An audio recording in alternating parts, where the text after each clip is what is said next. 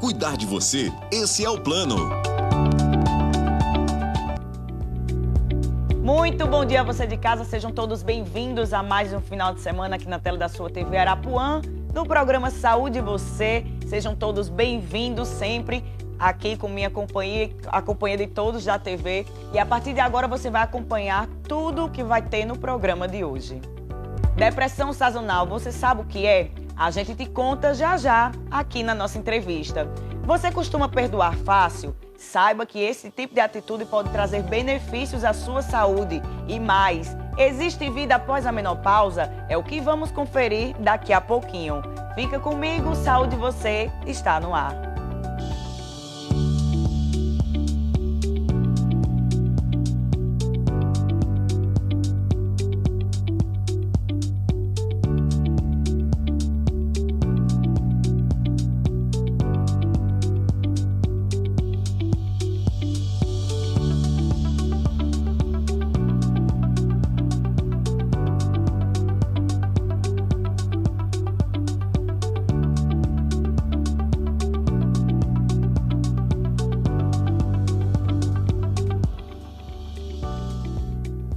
Sejam bem-vindos novamente ao Saúde Você deste final de semana. E olha, gente, você sabia que existem alguns alimentos que podem ser grandes aliados no combate à depressão?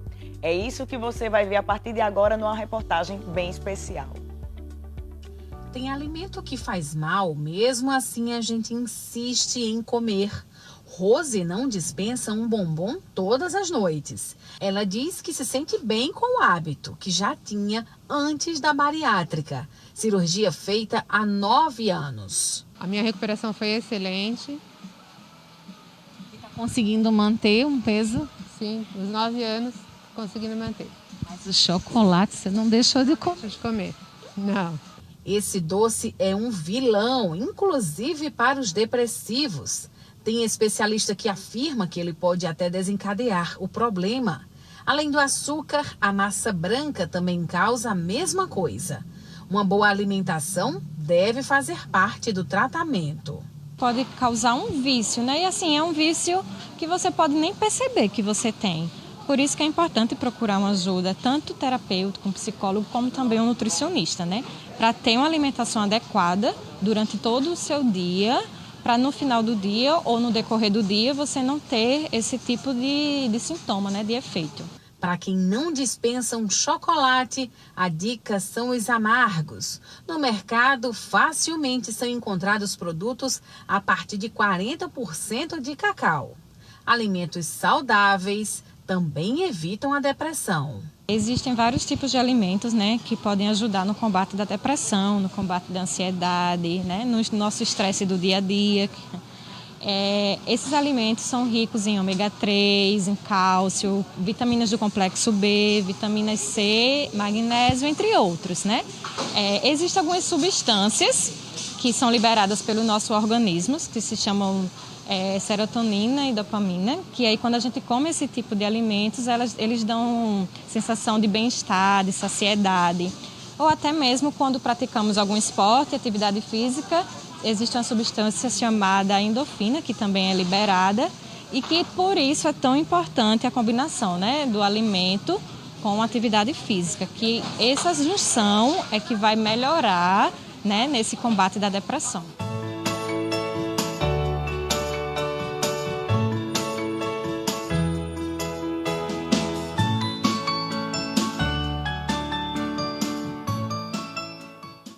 É isso aí. Agora deixa eu fazer uma outra pergunta a você. Você é daqueles que quando está mais frio, prefere ficar mais na cama, acompanhado de uma falta de energia, às vezes, né? Sem querer fazer as atividades do cotidiano, ou até tem uma tristeza sem motivo? Pois é, saiba que esse tipo de comportamento tem nome e se chama depressão sazonal. E para falar mais sobre o assunto, eu recebo aqui hoje o psicólogo Fabrício Oliveira, que é sempre um prazer recebê-lo. Seja bem-vindo, Fabrício, mais uma vez. E como eu já dei a deixa aí, depressão sazonal, né? Sazonal, se a gente for lembrar da nossa época de aulas de geografia, tem a ver com o tempo, né? Estações. Mas o que é que a psicologia diz como definição da depressão sazonal? Então, a depressão sazonal, ela é mais conhecida como transtorno afetivo, né? Relacionado à relação climáticas. Então, assim, a gente tem que ter cuidado com os sinais para procurar um profissional para que aquilo não agrave, entendeu? Então, quais são os sinais? Falta de apetite, vontade de dormir direto, dor no corpo, ansiedade. Então, tem momentos também, por exemplo, eu sou acostumado, por exemplo, a almoçar o almoço de Natal com minha mãe. Aí chega um momento que ela morre. Então, naquela época, que também é relacionada ao sazonal, eu vou sentir esse momento de tristeza, porque eu vou sentir falta, né, da minha mãe, dos irmãos sentados à mesa. Então, a gente também tem que entender que não é só aquela parte do frio, né, aquela parte de não querer sair de casa, do tempo, né, que tá muito assim desfavorável a eu sair e praticar exercícios, mas também com momentos, aqueles momentos, todo ano eu encontro com os amigos, tem aquele encontro da faculdade, aí alguém morre, acontece uma tragédia. Então, naquele período, eu também corro o risco de ter depressão sazonal, né?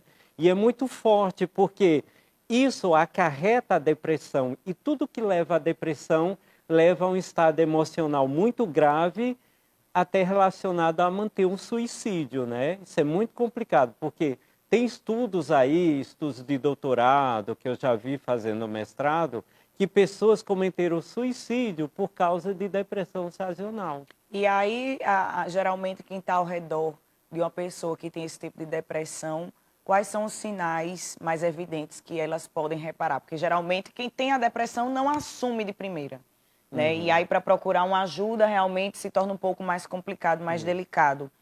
E aí, a gente sabe que o século que a gente vive, antigamente a gente dizia que a obesidade era a doença do século.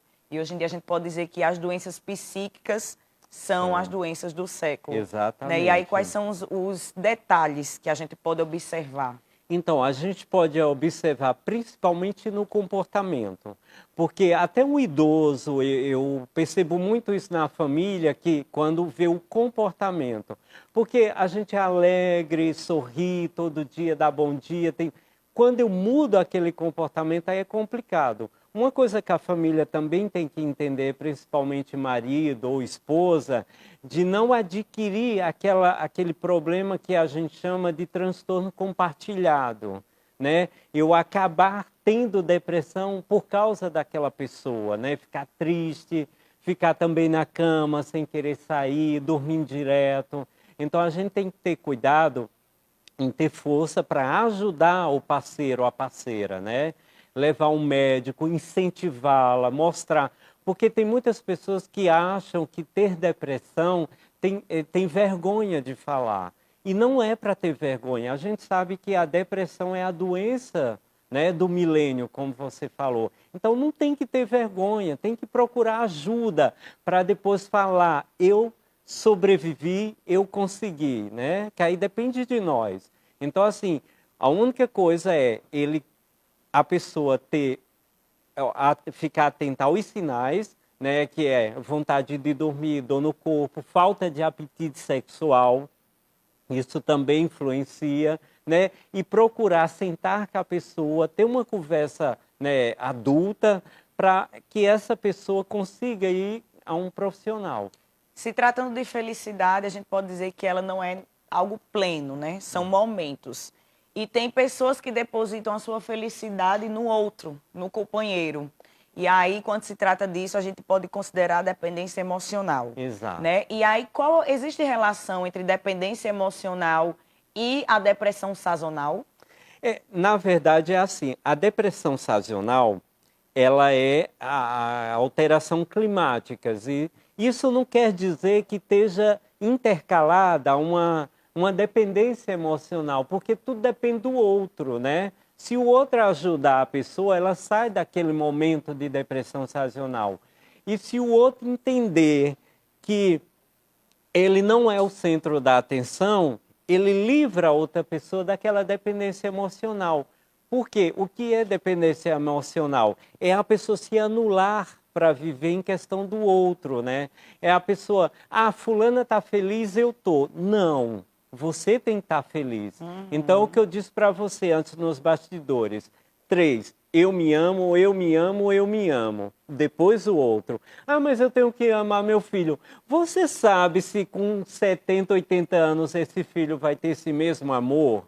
A gente vê tanta coisa errada, filho que põe a mãe, o idoso na instituição. Então se ame, procure entender que você feliz é importante. Então a dependência emocional é aquela coisa que tem que estar com aquele cuidado obsessivo com o outro. Tenha cuidado obsessivo com você, né? Olha só, a mudança, tem um exemplo, a mudança que você fez há 4 anos atrás, hoje você é outra, né, Tati? Então é isso, é o amor por si, né? A dependência emocional, ela está muito ligada em o outro estar feliz e eu fico aonde, né? Não, eu tenho que estar feliz, eu que tenho que estar bem.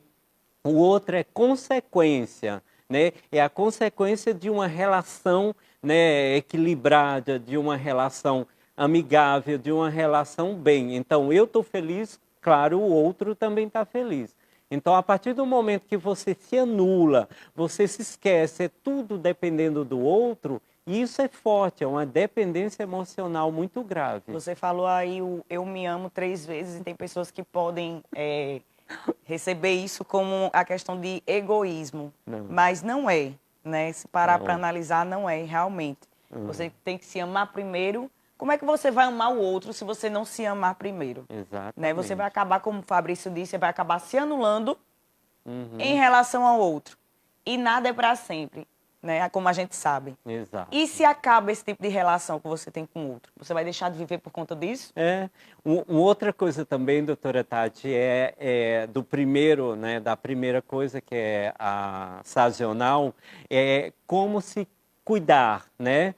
Então, tem 2 opções. Tem a psicoterapia, que aí a gente trabalha a psicologia cognitiva comportamental, que ela pode até trazer o que começou isso, né? Trazer o fato da questão. Então, a psicologia cognitiva comportamental, ela pode ir à raiz do problema. E fototerapia. O que é fototerapia? Um assunto legal para a pauta. É eu trabalhar induzindo luz, como se fosse a luz do sol, naquele paciente. Por quê? Porque ele está excluído da luz, da energia de fora, das pessoas, da socialização. A partir do momento que eu faço fototerapia nele, que é induzir a luz, como se fosse raio solar, começa a trabalhar a sua adrenalina, né? Começa a trabalhar a sua vontade de voltar a viver de novo. E aí, não puxando a deixa para um lado político, mas sem querer colocar indiretamente, por conta de ideologias políticas, nessa época de pandemia, onde a gente vivenciou a questão da vacina, que finalmente chegou, né? Tantas pessoas torciam para vacina sim, vacina sim, vacina sim, só que existiam as pessoas do vacina não. E isso, às vezes, meramente político. Até que ponto esse tipo de ideologia pode afetar na nossa saúde e na questão da dependência? Até o ponto da morte. Porque tem muitas pessoas, principalmente idosos, que por gostar de fulano, de ciclano, ela não tomou a vacina, ela teve a Covid e ela faleceu. Olha, eu tomei as 4 vacinas, já tive perto de gente com Covid e não peguei. E outra, a gente nasceu tomando vacina. Eu tenho uma marca aqui no braço daquela vacina que era um revólver. A beta-HCG, eu né? chorava, era... Entendeu? Então, por que agora se questionar a vacina? Mas foi rápido, porque a tecnologia mudou. Há 20 anos atrás, a gente passava quase 1 ano para ver o DNA, quem era pai e quem era mãe. Hoje, não. Hoje, um dia, eu sei quem é o pai e quem é a mãe. A tecnologia acelerou, então as pessoas não entendem esse processo de tecnologia. Por isso que a vacina foi rápida. porque hoje tudo é rápido, tudo é tecnologia, tudo é rápido. Então, até que ponto? Até a pessoa perder, né, sua dignidade, né, isso, e a fato de morte.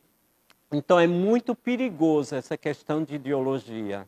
Primeiro você se ame. Você não sabe nem quem é fulano, por que amar tanto? Né? Exato. Por que gostar tanto daquela pessoa que ela não sabe nem que você existe? É normal? É real? Não, não é real. É um fato que você construiu no seu psique, né, de gostar de alguém. Aí fulano, come isso, só faz isso. Não, você tem que fazer o que você gosta, o que se sente bem. Se é para a sua saúde, se você quer viver 100 anos, abrace a medicina, abrace a ciência, porque temos comprovações científicas que a ciência está acima de tudo. É isso aí. E aí, se tratando de depressão, muitas pessoas, como a gente já até frisou aqui anteriormente, têm o preconceito, às vezes, com si próprio em pedir ajuda, em buscar ajuda. E aí precisa, às vezes, alguém de fora, alguém que convive, acordar, fulano, tem algo estranho contigo, não está bem, vamos fazer uma avaliação com um psiquiatra, com um psicólogo, saber o que é que você tem de diferente. A partir de que momento essas pessoas realmente têm que cair a ficha para procurar ajuda? A gente sabe, a mídia ela costuma não noticiar a questão do suicídio, né? Não mostrar em matérias, em reportagens, essas coisas, mas precisa sim falar do assunto, porque a depressão em si, se for tão profunda, pode sim levar a um suicídio, e aí é onde se torna realmente perigoso, né? Exatamente. Uma coisa, doutora Tati, aconteceu na minha família.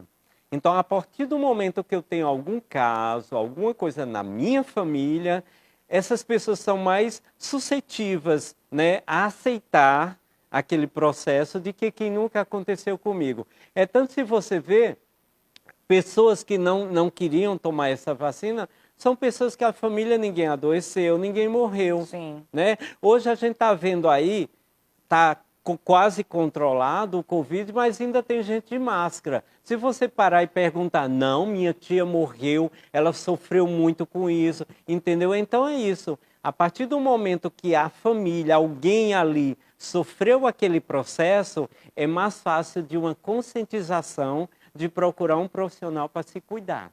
A partir de que momento as pessoas podem identificar pensamentos suicidas? Primeiramente, quando ela não está mais, ela está se autonegligenciando, né? Se automutilando, ela está se autodetonando, né? Então, ela não usa mais aquela roupa, ela não se cuida, ela não quer mais cortar o cabelo, ela está se negligenciando. A partir daquele momento já é um sinal de alerta para o parceiro, a parceira e a família. E aí a questão das mulheres grávidas, podemos falar, puxar um pouco o assunto para as mamães, né? A mulher muda completamente seu corpo, muda completamente sua vida, né? A gente fala mais para o lado da mulher, porque por mais que ela seja casada, tenha ali o companheiro, mas quem vive aquilo intensamente realmente durante os 9 meses é a mulher, né? Então, tem mulheres que têm a depressão pós-parto. E aí, a partir de que momento elas devem procurar ajuda e saber que tem algo estranho nelas? Do primeiro sinal, porque quanto mais eu vou deixando aquela situação dominar o meu psique, né, minha cabeça, induzir aquele processo, mais fica difícil para o profissional tratar. Então, do primeiro sinal, teve uma crise de choro, não quis abraçar a criança, o primeiro sinal já é perigoso. E aí pode até ter casos de rejeitar o próprio rejeitar, filho, né? já tem mães que já mataram a criança dentro da maternidade. Meu Deus. Né? Exatamente. Tem estudos assim que você não entende por quê, mas é tudo a questão do controle, né? Não teve controle, não teve cuidado, não se cuidou. Outra coisa também na depressão emocional, a pessoa tem que entender que ela tem que começar a se aceitar, né? Aceitar do jeito que ela é. Tem muita gente que tem algum problema físico, não tem um dedo, manca um pouco, né? É aí onde vem aquela coisa de não se aceitar. Então, tem muitas pessoas com a dependência emocional devido a isso, de não se aceitar porque tem algum problema. Então, isso é complicado também. A gente tem que procurar a dizer que aquela pessoa é importante daquele jeito, do jeito que ela é. Outra coisa também é a velhice. Tem gente que não aceita a velhice, então ela entra num processo de depressão. Uma depressão muito, muito grande, porque ela acha que de uma certa idade ninguém vai gostar dela. Então, aí é onde vem a dependência emocional. Ela gostando dela, tá ótimo. Entendeu? Tá bem, tá maravilhoso. E aí, a gente falando de idoso, aí puxa, querendo ou não, o lado das crianças. Tem crianças que vivem na barra da saia da mãe, podemos dizer assim. Não quer interagir com outras crianças. A partir de que momento os pais têm que se alertar de que essa criança pode ter indícios de depressão? A partir do momento que essa criança se torna agressiva com os companheiros. Porque a agressividade já é um sinal muito importante de uma não socialização. Então, a partir do momento que a criança começa a ser agressiva, a beliscar o coleguinha, a morder, a não querer brincar, não dividir o brinquedo. Tem muitos pais que criam a criança com muito egoísmo. Não, o brinquedo é seu. Não, o brinquedo é de todo mundo. Aquilo quebra, acaba e a gente fica, né? Então, assim, os pais têm que ensinar a criança a socializar, a dividir o brinquedo. A partir do momento que isso é oposto, é um sinal de procurar um profissional. E aí as pessoas ainda têm, Fabrício, querendo ou não, preconceito em relação a psicólogos, né, terapias, em buscar a ajuda de um psiquiatra, que é quem faz a parte da medicação, chama, tá doido, quem tem depressão isso é frescura, por isso que barreiras são criadas. Então, aí deixa realmente esse recado para quem está em casa, abrir um pouco mais, expandir o horizonte de que se tem algo de errado, você primeiramente tem que buscar ajuda. Não adianta o outro perceber que você está com depressão ou algo mais sério e buscar e levar a força. Não, você primeiro tem que querer. Exatamente, doutora Tati. É importante, claro, a família, a pessoa que está do lado, né? Mostrar, fazer a pessoa entender que ela precisa de uma ajuda.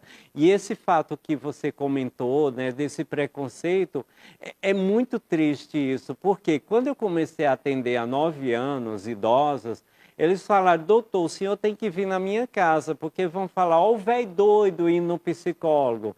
Então, sabe, imagina a complicação. Então, quanto mais se tem reportagens, pautas, que leva ao público em casa esse entendimento que o profissional é para lhe ajudar, independente de... uma pessoa com transtorno, né, cognitivo, que aí vem a parte da mental, é o psiquiatra. O psicólogo é para dar equilíbrio. Então, eu tinha uma idosa que ela falava, doutor, mas eu não sou doida. Eu falei, você sabia que a Suzana Vieira tem um psicólogo? É para quê? Para cuidar, de repente alguém fala alguma coisa mal no Instagram dela, ela fica meio triste, aí o psicólogo vai lá, ajuda, que o psicólogo é para equilibrar a saúde mental da gente. Aí ela, então eu quero um psicólogo a partir de agora. Então é isso, a partir do momento que a gente leva essa verdade, o que é o profissional, para que área ele serve e o que proporciona de ajuda, menos preconceito a gente tem. E graças a Deus, assim, se a gente reparar e parar para comparar antigamente, realmente, acho que é uns 10 anos atrás e hoje em dia, de jovem assim, de pré-adolescentes a idosos, realmente tem uma mentalidade, está cada vez mudando. E eu fico feliz, e vocês também como profissional devem ficar muito felizes em saber que realmente a mentalidade do ser humano está mudando. E assim, tem alguma coisa de errado, buscar ajuda, está precisando de medicação, entra com a medicação através de indicação adequada, o psiquiatra não se automedicar, né? E aí, é pouco tempo que a gente tem para conversar, vamos marcar mais vezes. O assunto, e o assunto, se deixar, a gente passa aqui amanhã todinha falando, Fabrício. Então, eu quero agradecer muito a sua participação aqui hoje. É sempre um prazer recebê-lo. e está levando sempre esse conhecimento para a população. Obrigado. E é muito importante as pessoas de casa entender o que é o nosso, o que rege a nossa, né, o nosso ser como existência, a cabeça. Então, gente, cuidem da sua saúde mental, porque sem a saúde mental eu não consigo andar, eu não consigo ter minha relação social em casa, com meus parentes. Então, é a cabeça. Cuide da sua saúde mental. Qualquer coisinha, procure um profissional. Maravilha. Obrigada, viu? Obrigado. E agora a gente vai para um pequeno intervalo, bem rapidinho, daqui a pouco a gente está de volta.